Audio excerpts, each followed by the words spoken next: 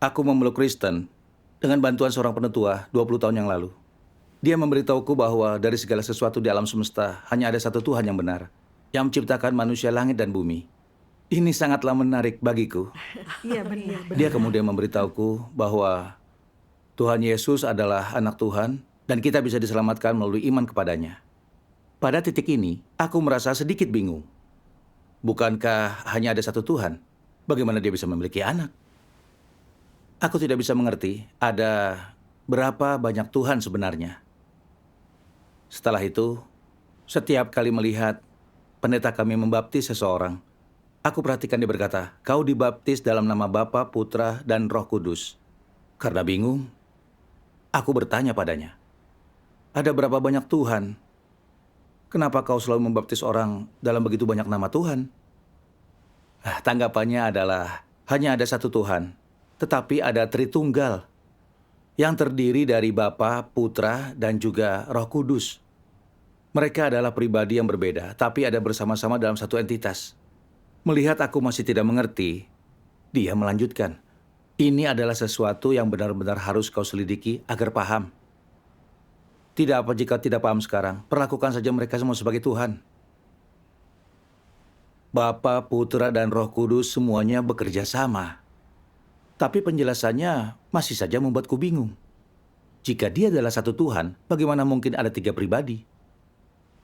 Namun aku pikir itu tidak mungkin salah, karena itu adalah prinsip dasar kekristenan.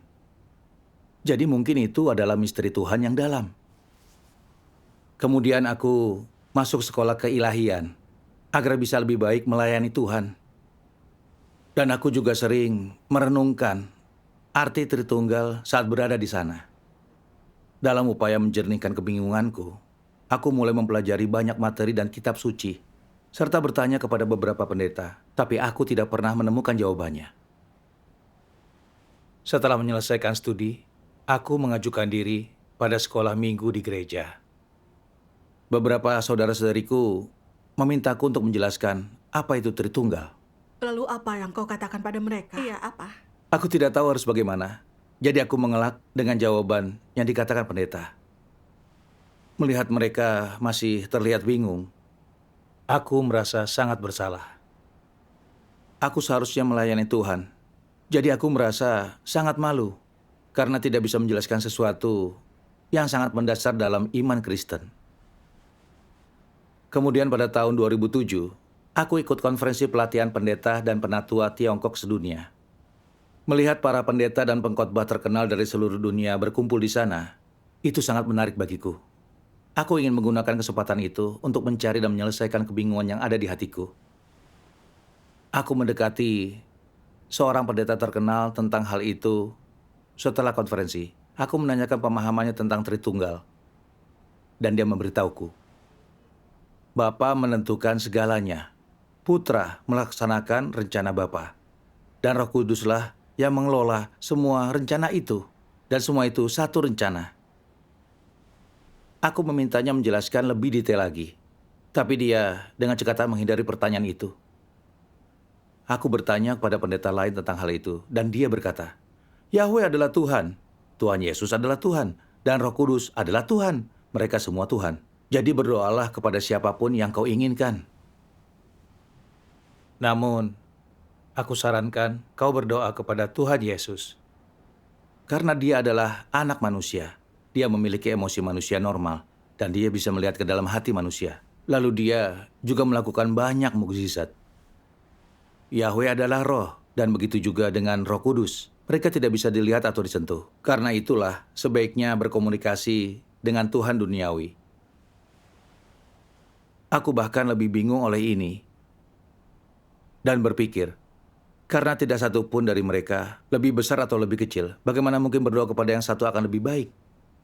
Tidak bisakah Tuhan Yahweh juga melihat ke dalam hati kita dan melakukan segala macam mukjizat?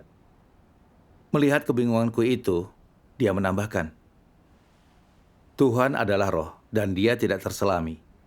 Banyak pendeta dengan pengalaman puluhan tahun menafsirkan kitab suci masih belum bisa menjelaskan hal ini sepenuhnya. Aku pun masih mencari mengenai hal ini. Aku tidak punya apa-apa lagi untuk dipertanyakan setelah itu. Memikirkan bagaimana pendeta itu membedakan pentingnya doa, Itu membuatku benar-benar merasa gelisah. Aku merasa itu bukan pendekatan yang hormat kepada Tuhan. Tetapi aku tidak tahu bagaimana aku harus memahaminya. Aku mempertahankan imanku kepada Tritunggal dengan segala kebingungannya. Dan setiap kali Tritunggal muncul di kelas sekolah minggu, aku menyelubunginya, takut menyinggung Tuhan dengan salah menyampaikannya. Tapi aku tidak pernah benar-benar memahaminya dalam hatiku. Oh,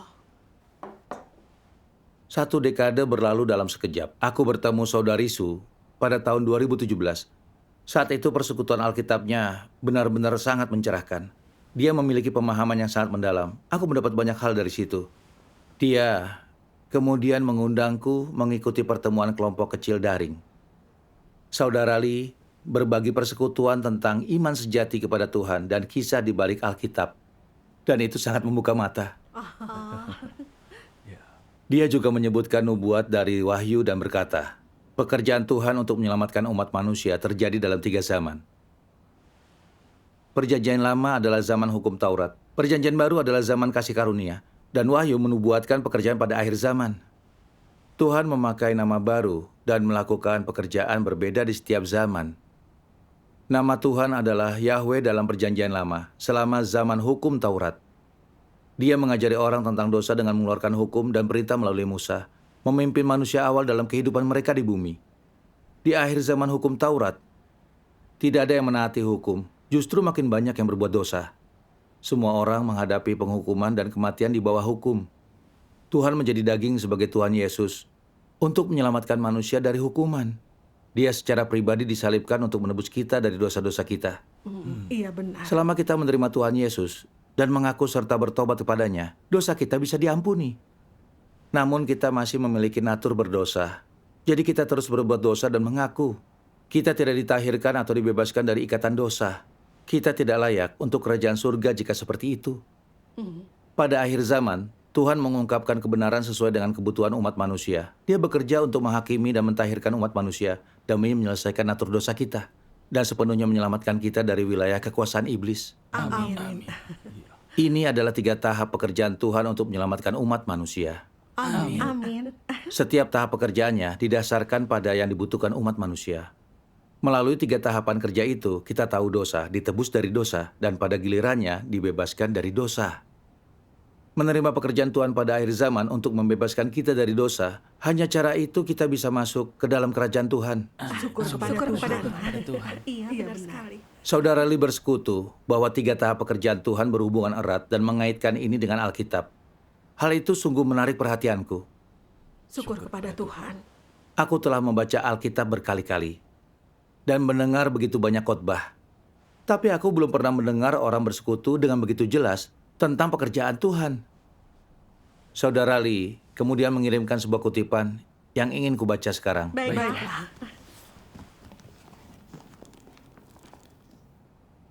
Mulai dari pekerjaan Yahweh hingga pekerjaan Yesus. Dan dari pekerjaan Yesus sampai pekerjaan tahap sekarang ini, 3 tahap ini mencakup urutan berkelanjutan dari keseluruhan pengelolaan Tuhan. Dan semuanya merupakan pekerjaan satu roh. Sejak penciptaan dunia, Tuhan selalu bekerja mengelola umat manusia. Dialah yang awal dan yang akhir. Yang pertama dan yang terakhir. Dan dialah pribadi yang memulai dan mengakhiri suatu zaman.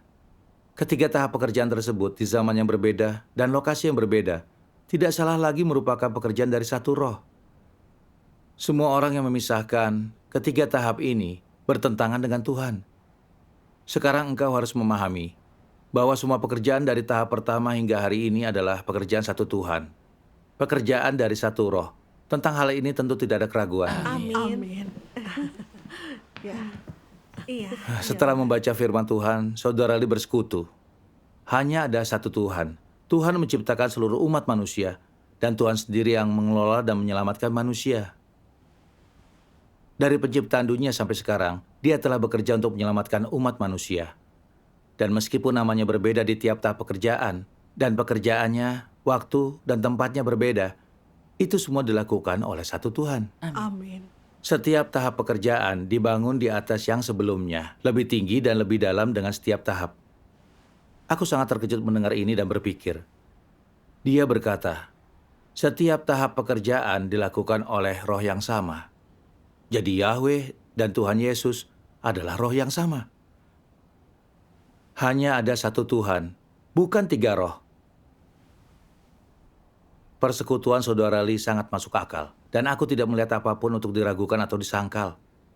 Namun berdasarkan perkataannya, bukankah itu berarti Tritunggal yang kita percayai tidak bisa bertahan?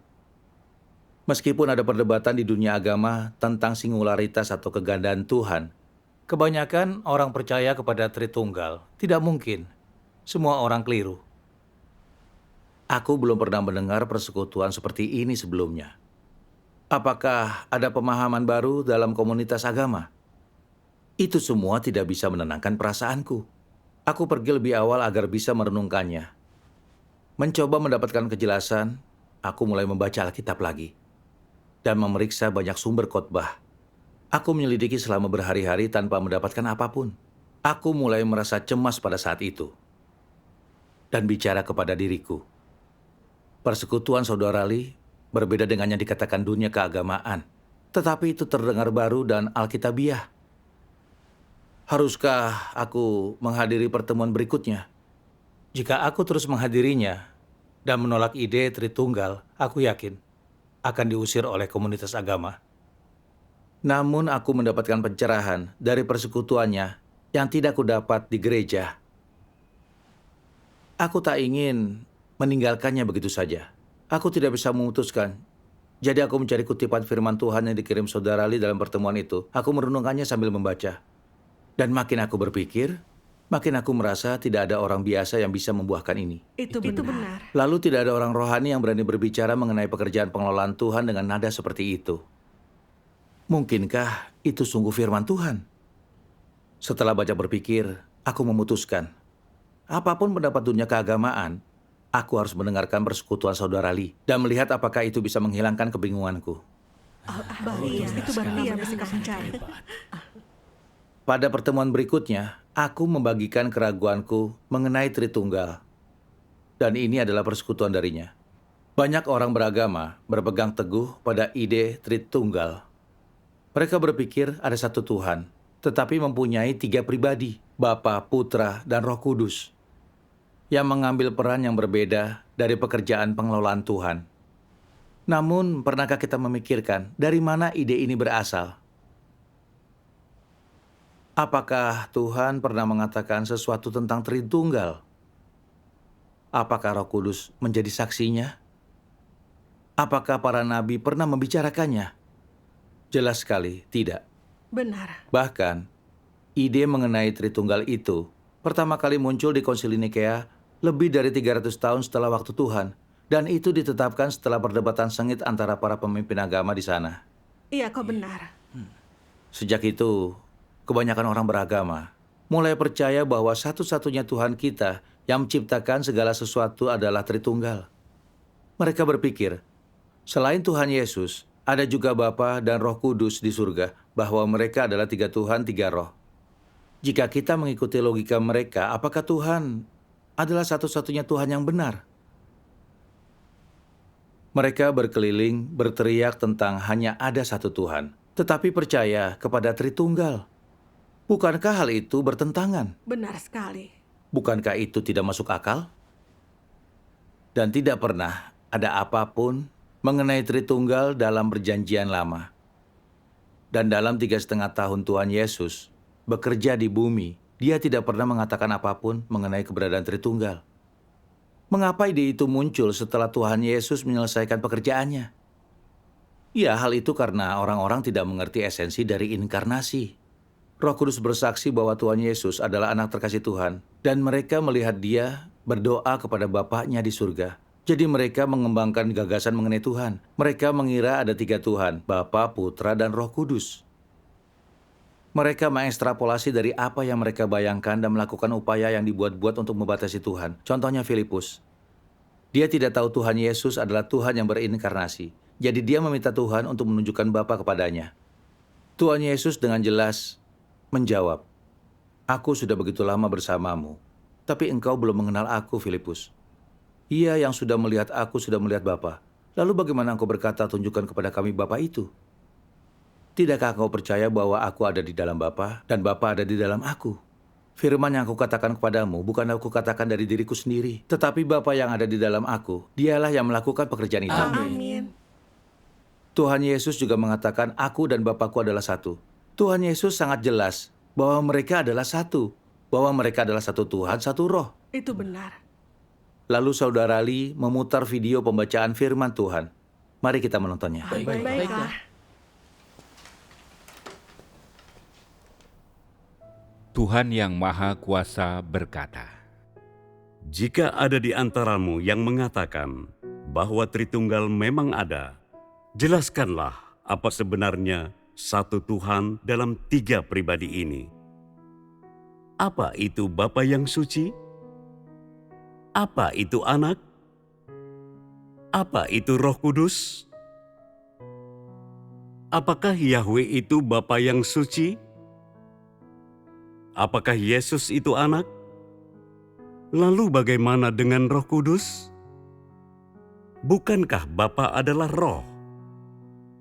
Bukankah substansi Anak juga Roh? Bukankah pekerjaan Yesus adalah pekerjaan Roh Kudus? Bukankah pekerjaan Yahweh yang pada waktu itu dilakukan oleh Roh sama dengan Yesus?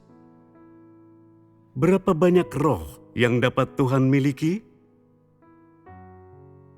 Menurut penjelasanmu, ketiga pribadi Bapa, Anak, dan Roh Kudus adalah satu.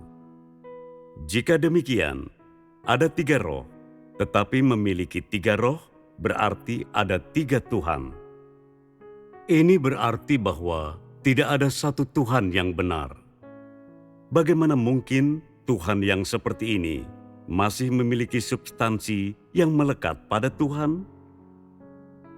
Jika engkau menerima bahwa hanya ada satu Tuhan, lalu bagaimana Dia bisa memiliki satu anak dan menjadi Bapa? Bukankah ini semua hanyalah gagasanmu? Hanya ada satu Tuhan, hanya satu pribadi dalam Tuhan ini, dan hanya satu roh Tuhan, sama seperti yang tertulis dalam Alkitab, bahwa hanya ada satu Roh Kudus dan hanya satu Tuhan. Terlepas dari apakah Bapa dan Anak yang engkau katakan ada, bagaimanapun hanya ada satu Tuhan, dan substansi Bapa, Anak, dan Roh Kudus yang engkau sekalian percayai adalah substansi Roh Kudus.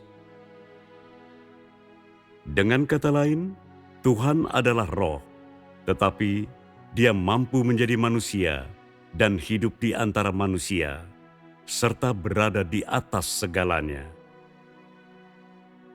Roh-Nya mencakup segalanya dan maha hadir. Dia bisa secara bersamaan menjadi manusia, sekaligus berada di dalam dan mengatasi seluruh alam semesta. Karena semua orang mengatakan bahwa Tuhan adalah satu-satunya Tuhan yang benar, maka ada satu Tuhan yang tidak dapat dibagi oleh siapapun. Tuhan hanyalah satu roh dan hanya satu pribadi, dan itu adalah Roh Tuhan. Amin. Namun, sebagian orang mungkin mengatakan, Bapa adalah Bapa, Anak adalah Anak, Roh Kudus adalah Roh Kudus, dan pada akhirnya mereka akan dijadikan satu. Lalu, bagaimana seharusnya engkau membuat mereka menjadi satu? Bagaimana bisa Bapa dan Roh Kudus dijadikan satu? Jika mereka pada dasarnya dua, maka tidak peduli bagaimana mereka digabungkan bersama. Tidakkah mereka akan tetap menjadi dua bagian? Ketika engkau mengatakan menyatukan mereka, bukankah itu hanya menggabungkan dua bagian yang terpisah untuk membuat satu kesatuan yang utuh? Tetapi, bukankah mereka dua bagian sebelum dijadikan kesatuan yang utuh? Setiap roh memiliki substansi yang berbeda, dan dua roh tidak dapat dijadikan satu. Roh bukanlah benda material dan tidak sama dengan apapun di dunia material. Sebagaimana manusia melihatnya, Bapa adalah satu roh, Anak roh yang lain, dan Roh Kudus roh yang lain lagi. Maka ketiga roh itu bercampur seperti 3 gelas air menjadi satu kesatuan yang utuh. Bukankah ketiga roh itu dijadikan satu? Ini benar-benar penjelasan yang salah. Tidakkah ini berarti memisahkan Tuhan? Bagaimana bisa Bapa, Anak, dan Roh Kudus dijadikan satu? Bukankah mereka 3 bagian yang masing-masing memiliki sifat berbeda? Amin. Syukur kepada Tuhan. Firman Tuhan sangat jelas ya. Lalu dia bersekutu. Firman Tuhan yang Maha Kuasa secara menyeluruh dan dengan jelas membedah kekeliruan Tritunggal. Kita bisa melihat bahwa Tuhan adalah satu-satunya Tuhan yang benar, bahwa Dia adalah Roh Kudus, yang hanya ada satu, tapi dengan nama yang berbeda. Iya. Tuhan yang berinkarnasi adalah Roh Kudus di dalam daging, dan esensi dari dagingnya adalah Roh Kudus. Apapun sebutan kita untuk Dia dalam doa, Tuhan, Roh Kudus, dan Tuhan yang berinkarnasi adalah satu roh. Amin. Amin. Tidak ada yang bisa menyangkal fakta ini.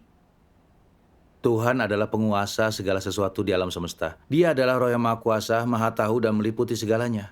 Dia Maha Hadir dan berkuasa. Dia bisa menciptakan langit, bumi, dan segala sesuatu, serta membimbing kehidupan manusia di bumi. Dan Dia juga bisa menjadi daging sebagai anak manusia, untuk menebus dan menyelamatkan orang-orang menurut kebutuhan mereka. Amin. Roh Tuhan juga memiliki kendali atas segala sesuatu di alam semesta. Jika kita mengikuti yang dunia agama katakan, bahwa Tuhan Yahweh adalah Bapa yang menciptakan alam semesta, dan Dia di surga melakukan pekerjaan mengelola dan juga merencanakan, sedang Tuhan Yesus adalah Putra yang diutus oleh Bapa untuk menebus umat manusia. Maka begitu Tuhan Yesus dibangkitkan dan naik ke surga, Dia tidak memiliki pekerjaan. Dia akan harus mengandalkan Roh Kudus. Masing-masing pribadi Tritunggal memiliki perannya sendiri. Ada sebuah tanggung jawab untuk surga dan bumi, serta untuk pekerjaan yang dilakukan pada umat manusia. Bukankah itu membelah Tuhan menjadi 3 bagian? Lalu akankah Tuhan tetap menjadi Tuhan yang Maha Kuasa, Maha Tahu, berkuasa, satu-satunya Tuhan? Bukankah itu bertentangan? Benar. Hanya ada satu Tuhan, dan Dia sendiri yang mengelola dan menyelamatkan umat manusia. Membaginya menjadi 3 bagian adalah mensegmenkan Dia. Dia menentang dan menistakan Tuhan. Benar sekali. Firman Tuhan benar-benar membuatku tergerak. Aku melihat bahwa Tritunggal yang kusimpan di hatiku selama bertahun-tahun tidak ada. Kita percaya kepada Tuhan selama bertahun-tahun, lalu bersikeras bahwa Tuhan adalah satu-satunya. Tapi kita membagi Dia menjadi 3 pribadi. Lalu kita tidak tahu cara untuk menyatukan kembali ketiga Tuhan itu. Bukankah itu sebuah kebodohan? Aku teringat pendeta-pendeta terkenal itu dengan penjelasan mereka yang kontradiktif tentang Tritunggal. Saat berjuang untuk menjelaskan, mereka berkata Tuhan tidak terselami dan misterius. Mereka mengelabui kita. Aku melihat bahwa percaya kepada Tuhan tanpa mengenal Dia dan membagi-bagi Dia, sesungguhnya menentang Tuhan dan tidak menghormatinya. Memikirkan hal ini, aku merasa sangat berutang kepada Tuhan. Iya. Namun, aku masih bingung. Karena Alkitab berkata, dan Yesus ketika Dia dibaptis, segera keluar dari air. Dan lihatlah langit terbuka baginya. Dan Dia melihat Roh Tuhan turun seperti burung merpati dan menyinarinya. Dan terdengarlah suara dari surga berkata, inilah anakku yang kukasihi, kepadanya lah aku berkenan. Tuhan adalah satu roh, satu Tuhan. Tuhan Yesus dibaptis di sungai Yordan. Dan Roh Kudus bersaksi bahwa Dia adalah anak Tuhan. Dan ada saat-saat Tuhan Yesus berdoa kepada Bapanya di surga. Bagaimana kita bisa memahami itu? Aku benar-benar ingin memahami ini, jadi aku bertanya pada saudara Lee.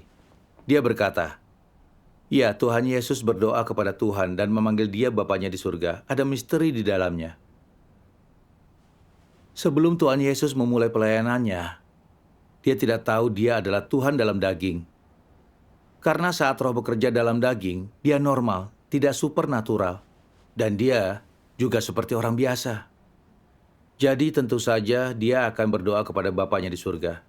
Ini adalah Tuhan Yesus yang berdoa kepada Roh Tuhan sebagai manusia.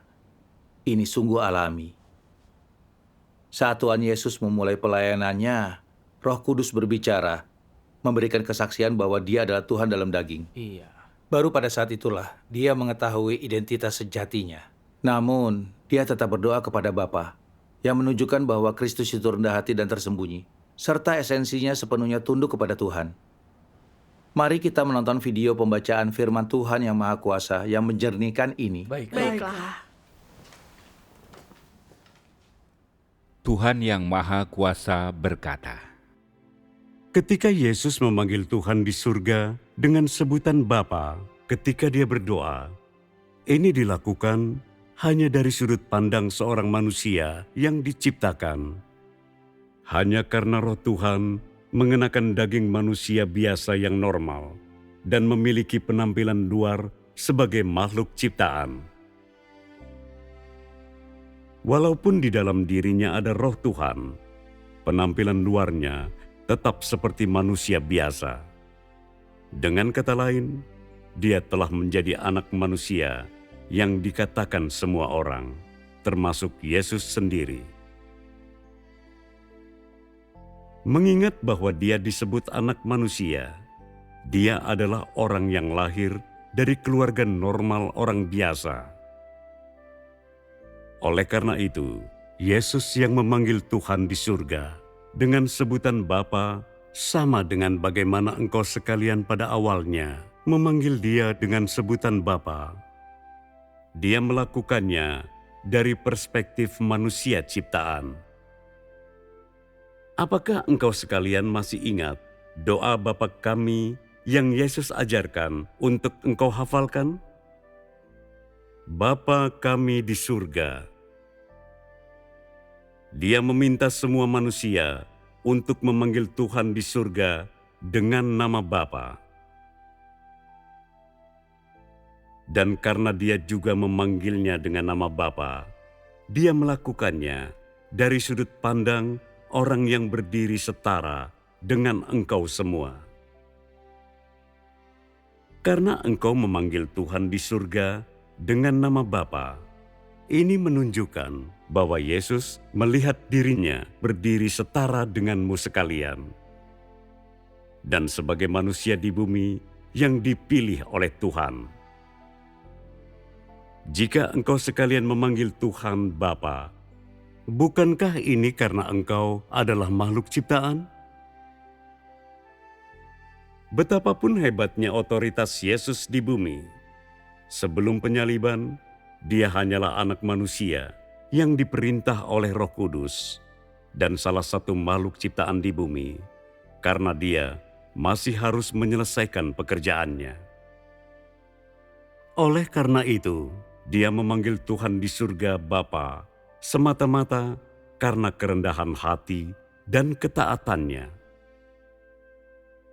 Namun, dia memanggil Tuhan dengan cara demikian, tidak membuktikan bahwa dia adalah anak dari Roh Tuhan di surga. Sebaliknya, itu karena sudut pandangnya berbeda, bukan karena dia adalah pribadi yang berbeda. Keberadaan pribadi yang berbeda adalah suatu kesalahan berpikir. Sebelum penyalibannya, Yesus adalah anak manusia yang terikat oleh keterbatasan daging, dan dia tidak sepenuhnya memiliki otoritas roh. Itulah sebabnya dia hanya bisa mencari kehendak Tuhan Sang Bapa dari perspektif makhluk ciptaan. Sebagaimana halnya, dia 3 kali berdoa di Getsemani, bukan seperti yang aku kehendaki, melainkan seperti kehendak-Mu. Sebelum dia dipaku di kayu salib, dia hanyalah raja orang Yahudi. Dia adalah Kristus, anak manusia, dan bukan tubuh kemuliaan. Itulah sebabnya, dari sudut pandang makhluk ciptaan, dia memanggil Tuhan dengan nama Bapa. Masih ada orang yang berkata, bukankah Tuhan secara tegas menyatakan bahwa Yesus adalah anaknya yang terkasih? Yesus adalah anak Tuhan yang terkasih, yang kepadanya Dia berkenan. Ini tentu diucapkan oleh Tuhan sendiri. Itu adalah Tuhan yang memberi kesaksian tentang dirinya, tetapi hanya dari perspektif yang berbeda, yaitu perspektif roh di surga yang memberikan kesaksian mengenai inkarnasinya sendiri. Yesus adalah inkarnasinya, bukan anaknya di surga. Apakah engkau paham? Bukankah perkataan Yesus, "Aku ada di dalam Bapa, dan Bapa ada di dalam aku," menunjukkan bahwa mereka adalah satu roh? Dan bukankah karena inkarnasilah mereka dipisahkan di antara surga dan bumi? Kenyataannya, mereka tetap satu. Bagaimanapun, itu hanyalah Tuhan yang bersaksi mengenai dirinya. Karena perubahan zaman, tuntutan pekerjaan, dan tahap yang berbeda dalam rencana pengelolaannya, nama yang digunakan manusia untuk memanggilnya juga berbeda. Ketika Dia datang untuk melaksanakan tahap pertama pekerjaan, Dia hanya bisa disebut Yahweh, Gembala orang Israel. Pada tahap kedua, Tuhan yang berinkarnasi hanya bisa disebut Tuhan dan Kristus. Tetapi pada waktu itu, Roh di surga hanya menyatakan bahwa Dia adalah anak Tuhan yang terkasih dan tidak menyebutkan bahwa Dia adalah satu-satunya anak Tuhan. Ini tidak terjadi. Bagaimana mungkin Tuhan memiliki anak tunggal? Maka apakah Tuhan tidak akan menjadi manusia? Karena Dia adalah inkarnasi, Dia disebut anak Tuhan yang terkasih. Dan dari sini muncullah hubungan antara Bapa dan Anak. Itu hanya karena pemisahan antara surga dan bumi. Yesus berdoa dari sudut pandang manusia. Karena Dia telah menjelma menjadi manusia normal, maka Dia berkata dari perspektif manusia, "Tubuh jasmaniku adalah tubuh jasmani makhluk ciptaan. Karena aku menjelma menjadi manusia untuk datang ke bumi ini, aku sangat jauh sekali dari surga. Karena alasan ini, Dia hanya bisa berdoa kepada Tuhan, Sang Bapa dari perspektif manusia. Ini adalah tugasnya, dan tugas yang harus diberikan kepada Roh Tuhan yang berinkarnasi. Tidak dapat dikatakan bahwa Dia bukan Tuhan hanya karena Dia berdoa kepada Bapa dari perspektif manusia. Meskipun Dia disebut anak Tuhan yang terkasih, Dia tetap Tuhan sendiri, karena Dia adalah inkarnasi dari Roh, dan substansinya tetaplah Roh. Amin. Saudara Lee melanjutkan persekutuan dan berkata, Tuhan Yesus adalah Tuhan dalam daging. Dia adalah Roh Tuhan di dalam tubuh anak manusia yang memiliki kemanusiaan normal. Dan Dia tidak terlihat luar biasa, tetapi Dia memiliki esensi Tuhan. Iya. Setelah Dia dibaptis dan memulai pelayanannya, Tuhan memberikan kesaksian bahwa Tuhan Yesus adalah anak terkasihnya. Itu adalah Tuhan yang bersaksi tentang inkarnasi dari sudut pandang roh, agar orang-orang akan mengikuti dan percaya kepada Tuhan Yesus, serta tahu Dia berasal dari Tuhan. Tentu. Jika Roh Kudus bersaksi secara langsung bahwa Tuhan Yesus adalah Tuhan dalam daging, akan sulit bagi orang untuk menerima. Karena mereka tidak tahu apa-apa tentang inkarnasi Tuhan. Inkarnasi adalah hal baru bagi mereka, dan mereka tidak tahu apa-apa tentang itu. Mereka tidak pernah membayangkan bahwa anak manusia, orang biasa ini, adalah perwujudan Roh Tuhan dalam daging. Dalam pekerjaannya, Tuhan Yesus mengungkapkan banyak firman, membawa jalan pertobatan, menunjukkan tanda-tanda dan mukjizat, serta sepenuhnya menguak otoritas dan kuasa Tuhan. Namun, orang-orang tidak bisa melihat dari pekerjaan dan perkataannya bahwa Tuhan Yesus adalah Tuhan itu sendiri, penampakan Tuhan. Berdasarkan tingkat pertumbuhan orang-orang pada saat itu, Tuhan bersaksi bahwa Tuhan Yesus adalah anaknya yang terkasih. Dan dia untuk sementara mengizinkan orang menganggap Tuhan Yesus sebagai anaknya. Itu sesuai dengan gagasan orang-orang dan mudah untuk mereka terima. Tuhan Yesus hanya melakukan pekerjaan penebusan. Jadi apapun sebutan orang-orang kepadanya, mereka hanya perlu menerima dia sebagai juru selamat mereka. Dosa-dosa mereka diampuni. Dan memenuhi syarat untuk menikmati kasih karunia Tuhan. Syukur kepada Tuhan. Dengan berdoa kepada Tuhan di surga sebagai Bapaknya, Tuhan Yesus memanggil Tuhan dari sudut pandang pribadi yang diciptakan. Ini menunjukkan betapa rendah hati dan tersembunyinya Tuhan. Tuhan Yesus adalah Tuhan itu sendiri, tetapi dia tidak menempatkan dirinya sebagai Tuhan. Sebaliknya dia mengajari orang-orang untuk berdoa dan membimbing, untuk mengenal Tuhan semua dari sudut pandang makhluk ciptaan. Dengan begitu orang-orang tidak akan merasa Tuhan begitu agung jauh dari jangkauan. Tapi itu mendekatkan manusia dan Tuhan. Syukur kepada Tuhan. Ini adalah hikmat dari pekerjaan Tuhan. Iya. Itulah yang kita butuhkan sebagai manusia. Dan yang dibutuhkan pekerjaan penyelamatan Tuhan. Syukur kepada Tuhan. Iya.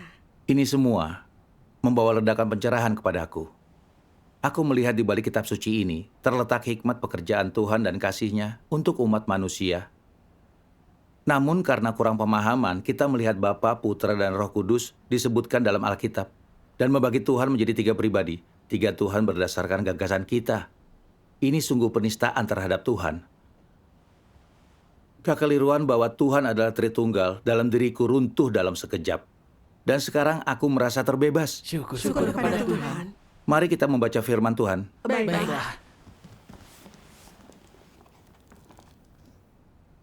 Roh di dalam diri Yesus, roh yang di surga, dan roh Yahweh semuanya adalah satu.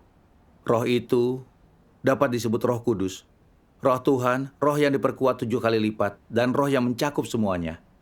Roh Tuhan dapat melakukan banyak pekerjaan. Dia mampu menciptakan dunia dan menghancurkannya dengan membanjiri bumi. Dia dapat menebus dosa seluruh manusia, dan juga dia dapat menaklukkan dan menghancurkan seluruh manusia. Pekerjaan ini semuanya dilakukan oleh Tuhan itu sendiri. Dan tak dapat dilakukan oleh pribadi lain dari Tuhan, menggantikan dirinya. Rohnya dapat dipanggil dengan nama Yahweh dan Yesus. Dan yang Maha Kuasa, dia adalah Tuhan dan Kristus. Dia juga bisa menjadi anak manusia. Dia ada di surga dan juga di bumi. Dia berada di atas seluruh alam semesta dan di antara orang banyak. Dia adalah satu-satunya penguasa langit dan juga bumi. Sejak zaman penciptaan hingga sekarang, pekerjaan ini telah dilakukan oleh Roh Tuhan itu sendiri. Baik itu pekerjaan di langit atau sebagai manusia, semuanya dilakukan oleh Roh-Nya sendiri. Semua makhluk, apakah di surga atau di bumi, berada di telapak tangannya yang Maha Kuasa. Semua ini adalah pekerjaan Tuhan itu sendiri dan tidak dapat dilakukan oleh yang lain sebagai penggantinya. Di surga dia adalah Roh, tetapi juga Tuhan itu sendiri. Di antara manusia, dia adalah manusia, tapi tetap merupakan Tuhan itu sendiri. Meskipun dia mungkin dipanggil dengan ratusan ribu nama, dia tetap adalah dirinya sendiri. Dan semua pekerjaan merupakan ungkapan langsung dari Roh-Nya. Penebusan dosa seluruh umat manusia melalui penyalibannya adalah pekerjaan langsung dari Roh-Nya. Dan juga merupakan proklamasi kepada semua bangsa dan semua negeri pada akhir zaman. Setiap saat Tuhan hanya bisa disebut sebagai Tuhan yang Maha Kuasa dan satu-satunya Tuhan yang benar. Tuhan itu sendiri yang mencakup segalanya. Pribadi-pribadi berbeda itu tidak ada, apalagi gagasan tentang Bapa, Anak, dan Roh Kudus. Hanya ada satu Tuhan di surga dan di bumi. Amin. Syukur kepada Tuhan. Iya. Setelah saudara Lee membaca ini, dia bersekutu. Tuhan adalah pencipta. Dia yang menciptakan manusia. Dia adalah Tuhan Yahweh yang mengeluarkan hukum dan perintah demi umat manusia untuk membimbing kehidupan mereka di bumi. Amin. Dia juga juru selamat kita, Tuhan Yesus, yang menebus kita dari dosa. Terlebih lagi dia adalah Tuhan yang Maha Kuasa yang kembali pada akhir zaman untuk menghakimi seluruh manusia. Amin. Tuhan Yesus yang kita rindukan telah kembali. Dia adalah Tuhan yang Maha Kuasa. Dia telah bekerja di bumi selama lebih dari 2 dekade. mengungkapkan kebenaran dan melakukan pekerjaan penghakiman pada akhir zaman. Dia telah membuka gulungan kitab itu. Dia memberi kita sebuah kebenaran yang dibutuhkan untuk menyucikan dan menyelamatkan kita sepenuhnya. Ini menggenapi nubuat Tuhan. Ada banyak hal lain yang bisa kukatakan kepadamu, tetapi engkau tidak bisa menerima semuanya itu saat ini. Namun ketika dia roh kebenaran itu datang, dia akan menuntun engkau sekalian ke dalam seluruh kebenaran. Amin. Dan kalau ada orang yang mendengar perkataanku dan tidak percaya, aku tidak menghakiminya. Karena aku datang bukan untuk menghakimi dunia, melainkan untuk menyelamatkan dunia. Dia yang menolak aku dan tidak menerima firmanku, sudah ada yang menghakiminya. Firman yang aku nyatakan, itulah yang akan menghakiminya di akhir zaman. Amin. Aku sangat bersemangat mendengarkan hal ini. Tuhan Yesus telah datang kembali dan mengungkapkan kebenaran untuk melakukan pekerjaan penghakiman pada akhir zaman. Tidak heran aku merasa kata-kata itu begitu kuat dan berwibawa, seolah-olah itu adalah suara Tuhan. Itu benar-benar firman Tuhan. Aku berkata kepada saudara Lee dengan penuh semangat, sekarang aku mengerti. Entah itu roh Tuhan atau inkarnasinya, dia adalah Tuhan itu sendiri. Tidak ada yang kita ketahui yang namanya Tritunggal itu. Iya, syukur kepada Tuhan. Tanpa kebenaran yang diungkapkan oleh Tuhan yang Maha Kuasa, tidak ada yang bisa sepenuhnya membantah dan menguak kekeliruan yang telah diperdebatkan selama hampir 2000 tahun ini. Hanya Tuhan sendirilah yang bisa menyingkap kebenaran ini. Aku yakin firman Tuhan yang Maha Kuasa adalah suara Tuhan, dan bahwa Tuhan yang Maha Kuasa adalah Tuhan Yesus yang datang kembali. Amin. Sekarang aku siap menerima pekerjaan Tuhan yang Maha Kuasa pada akhir zaman. Puji Tuhan yang Maha Kuasa, karena telah menyelesaikan kebingungan yang menggangguku selama lebih dari 20 tahun. Amin. Syukur kepada Tuhan. Syukur kepada Tuhan. Apa yang dikatakan itu benar sekali ya.